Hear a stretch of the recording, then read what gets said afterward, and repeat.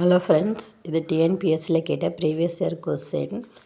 குரானாலஜிக்கல் ஆர்டராக arrange பண்ணணும். Options பாருங்கள்.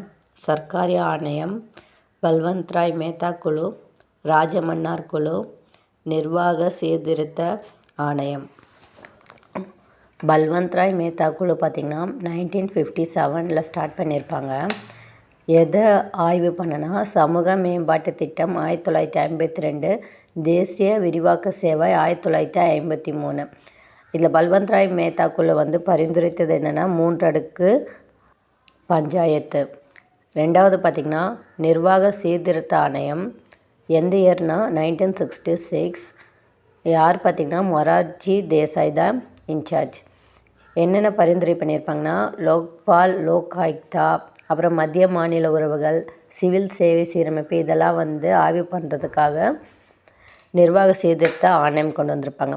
Third one Rajamannar குழு. அடிக்கடி இந்த கமிஷன்ஸ்லாம் கேட்பாங்க, பார்த்துக்கோங்க. ராஜமன்னார் குழு பார்த்திங்கன்னா 1969. மத்திய மாநில உறவுகள், மாநிலங்களின் அதிகாரங்களை வலுப்படுத்துதல். இது பார்த்திங்கன்னா தமிழ்நாடு அரசால் கொண்டு வந்த கமிட்டி.